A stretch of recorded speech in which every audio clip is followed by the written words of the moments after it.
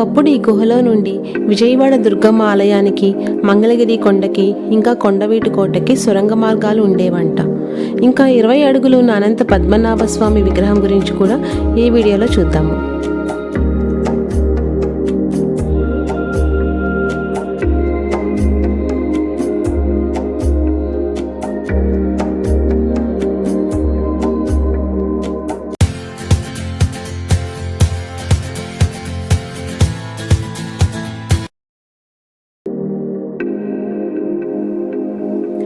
Hello guys, welcome to our channel. ఎలా ఉన్నారు అందరూ? ఇవాళ ఈ వీడియోలో మీకు హిస్టారికల్ ప్లేస్ ఇంకా బ్యూటిఫుల్ రాక్ కట్ ఆర్కిటెక్చర్ అయిన ఉండవల్లి కేవ్స్ చూపిస్తాను. లొకేషన్ వచ్చేసి విజయవాడ నుండి 6 కిలోమీటర్స్, ఇంకా గుంటూరు నుండి 30 కిలోమీటర్స్ ఉంటుంది.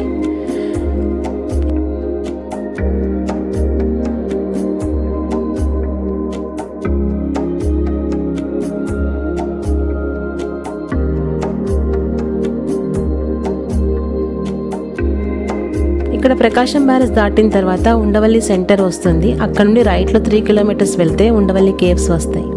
అండ్ ఇక్కడ రెయిన్స్ పడుతున్నాయి గైస్ ఇవాళ. సో క్లైమేట్ అయితే చాలా బ్యూటిఫుల్గా ఉంది. గుంటూరు నుంచి వెళ్ళాలి అంటే మంగళగిరి వచ్చి రావాలి. అండ్ విజయవాడ నుంచి అయితే మీకు బస్ రూట్ కూడా ఉంటుంది. అమరావతి వెళ్ళే బస్ ఎక్కితే డైరెక్ట్ ఉండవల్లి కేవ్స్ దగ్గర స్టాప్ ఉంటుంది.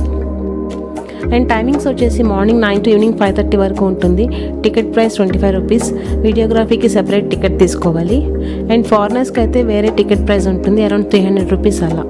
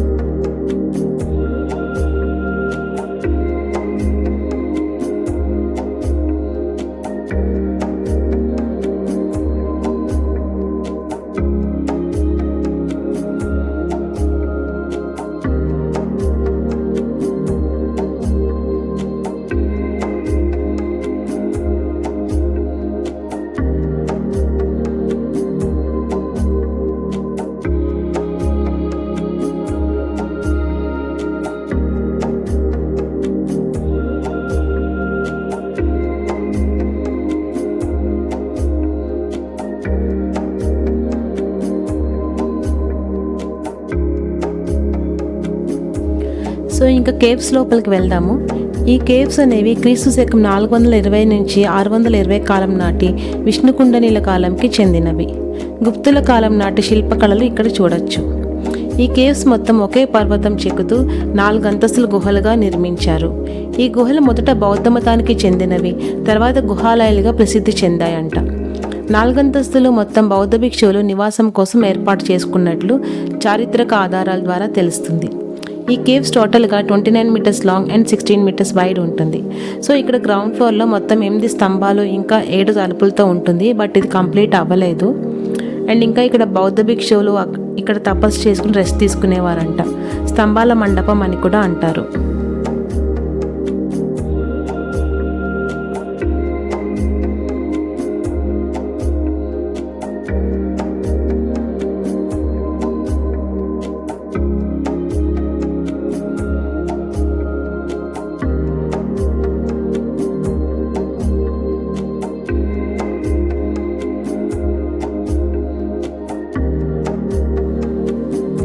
ఇంకా నెక్స్ట్ ఫస్ట్ ఫ్లోర్లో వినాయకుడు, దత్తాత్రేయ, నరసింహస్వామి వారి శిల్పాలు చూడొచ్చు.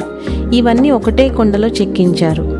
గుప్తులు వైష్ణవులు కావడం చేత ఇక్కడ నారాయణుడు, నరసింహస్వామి ఇంకా రామాయణం కథలకు సంబంధించి శిల్పాలు మనం ఇక్కడ చూడొచ్చు. ఇంకా ఇక్కడ త్రిమూర్తులైన బ్రహ్మ, విష్ణు, మహేశ్వరుల ఆలయం కూడా ఉండేవంట. బట్ ఇప్పుడు ఈ రూమ్స్ అన్నీ క్లోజ్ అయిపోయినాయి.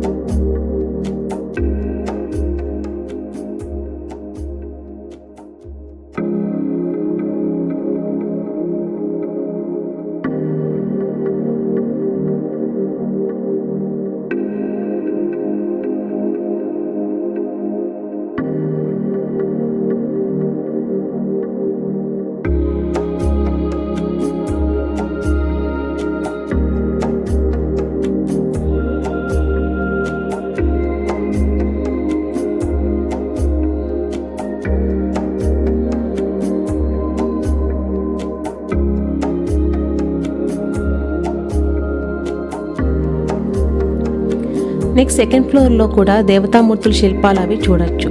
స్తంభాల మీద కూడా శిల్పాలు ఉన్నాయి.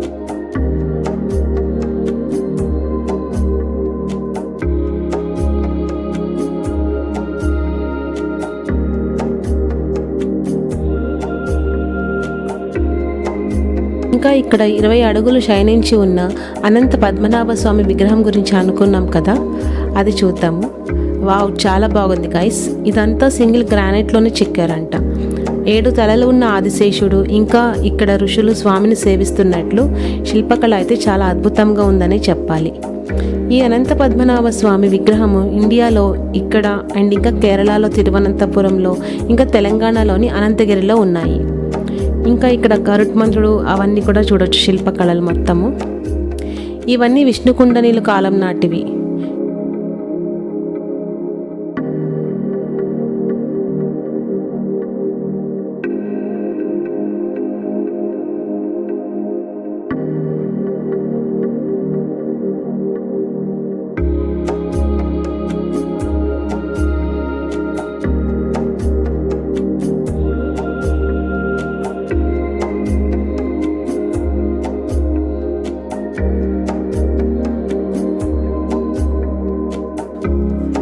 ఇంకా పైన త్రికూటాలయం ఉంది, బట్ విగ్రహాలు ఏం లేవు అండ్ ప్రెజెంట్ అయితే అక్కడ అలౌడ్ కూడా లేదు పైకి. సో ఇంకా కేవ్స్ చుట్టూ అయితే పచ్చని పంట పొలాలతో చాలా బ్యూటిఫుల్గా ఉంది వ్యూ అయితే.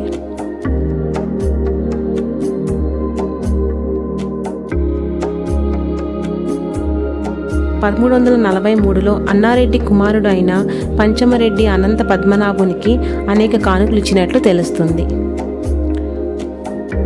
ఇంకా ఇక్కడ బయటకు వస్తే మనము సింహం, ఋషులు విగ్రహాలు కూడా చూడొచ్చు.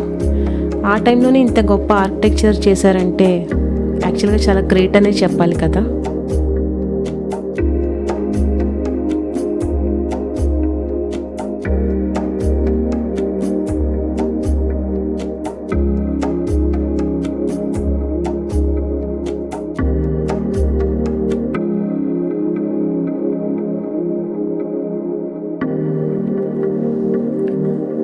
అండ్ ఇంకా అప్పట్లో ఈ గుహల నుండి కొండవీటి కోటకు, మంగళగిరి కొండకు, విజయవాడ కనకదుర్గమ్మ ఆలయానికి సొరంగ మార్గాలు ఉండేవంట.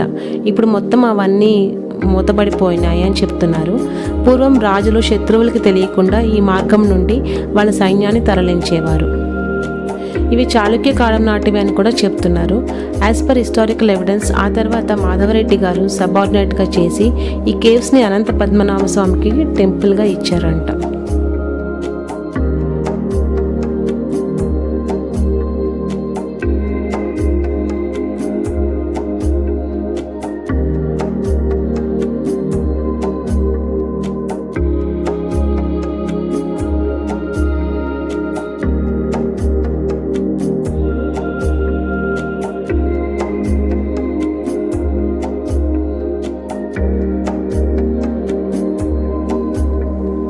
సో కేవ్స్ అయితే చాలా బాగుంది, మంచి గ్రీనరీ అండ్ ఇంకా బ్యూటిఫుల్ ఆర్కిటెక్చరల్ కేవ్స్ అని చెప్పొచ్చు. సో మీరు కూడా ఒక మంచి హిస్టారికల్ ప్లేస్ చూసి ఎంజాయ్ చేశారని అనుకుంటున్నాను. మీరు కూడా విజిట్ చేయండి మీ ఫ్రెండ్స్ అండ్ ఫ్యామిలీస్తో నెక్స్ట్ టైం. ఈ వీడియో మీకు నచ్చితే లైక్ చేయండి అండ్ మన ఛానల్ని ఫస్ట్ టైం చూస్తున్నట్లయితే ప్లీజ్ సబ్స్క్రైబ్ చేసుకోండి. Thank you for watching. See you next video. Bye.